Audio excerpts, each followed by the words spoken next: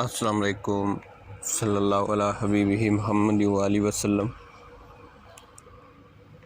1600 ہجری میں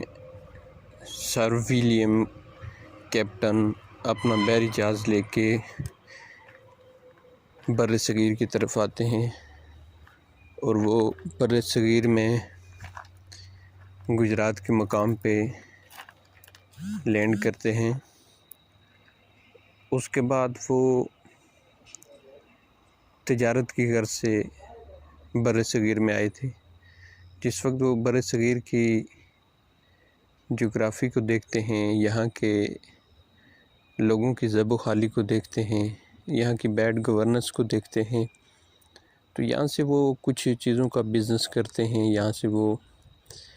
کچھ چیزیں بر صغیر سے ایکسپورٹ کرتے ہیں برطانیہ میں۔ اس سے پہلے بھی کچھ کمپنیاں آ چکی تھی جو مصالحوں کا کاروبار کرنا چاہتی تھی لیکن فلاپ ہو چکی تھی،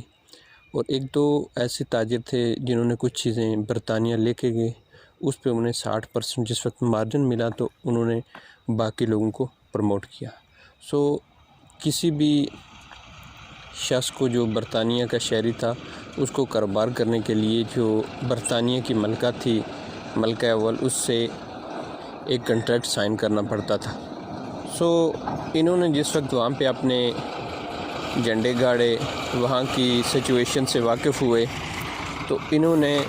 ملکہ برطانیہ سے واپس جا کے کنٹریکٹ کر لیا اور اس طرح سے وہاں پہ بر صغیر میں اپنا بزنس سٹیبل کر لیا۔ یہ وہاں سے کپاس، سلک، نائٹرائڈ، اس کے علاوہ کچھ دیگر چیزیں جس میں چائے تھی، یہ وہاں سے برطانیہ بیچتے تھے اور اس کے عوض کچھ سونا، کچھ گولڈ جو ہے وہ مغلیہ حکومت کو دے دیتے تھے۔ اس وقت اکبر کا بیٹا شاہ جہاں اس وقت حکمران تھا، تو وہ بادشاہ اکبر اور شاہ جہاں کے اس بیٹے سے انہوں نے کچھ معاہدہ وغیرہ بھی طے کر لیا تھا، اور یہ برطانیہ سے واپسی پہ ان کے لیے کچھ آلات، کچھ ایسی تحائف اور اس کے علاوہ کچھ شراب وغیرہ لے کے آتے تھے جسے یہ مغلیہ خاندان کے یہ بادشاہ بڑے پسند کرتے تھے۔ انہوں نے آہستہ آہستہ رفتہ اپنی اس انڈسٹری کو، اپنی اس تجارت کو یہاں پہ ایک کمپنی کے طور میں بدل دیا، اور وہ جو بزنس تھا اس بزنس کو مختلف کمپنیوں میں یہاں پہ سٹیبل کیا بر صغیر میں، اور پھر انہوں نے اسٹیٹ کے جو انٹرنل میٹر تھے ان کے اندر دلچسپی لینا شروع کر دی، اور ریاست کے جو وسائل تھے ان کو دیکھتے ہوئے ان پہ قابض ہونے کی کوشش کی، کیونکہ یہ سمجھتے تھے کہ یہاں پہ کشمیر کو تو ایک سونے کی چڑیا کہا جاتا تھا، ان وسائل پہ، ان معدنیات پہ، ان پہ وہ قبضہ کرنا چاہتے تھے۔ انہوں نے پھر یہاں کے لوگوں کو اپنے ساتھ رکھ کے کچھ مفادات کے عوض ان سے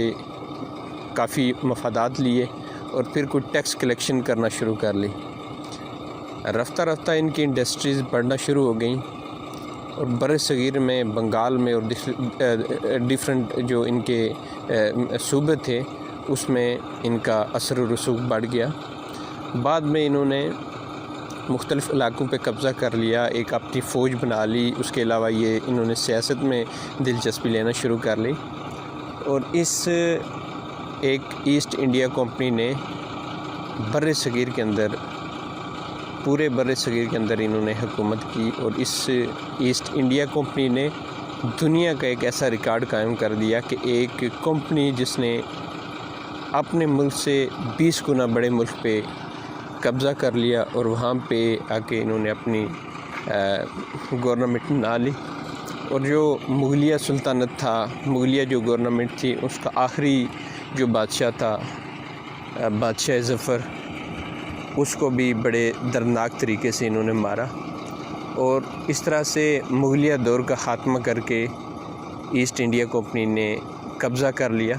کیونکہ اس وقت برطانیہ کی طرف سے ان کو آشیرواد بھی حاصل تھا، مالی معاونت بھی تھی، اور جو ٹروپس وغیرہ تھے، جو فوجی دستے تھے، وہ برطانیہ سے آ رہے تھے، کیونکہ وہ کلونائزیشن کا دور تھا، تمام جو بڑے ممالک تھے ان سے پہلے یہاں پہ پرتگیز اور دیگر جو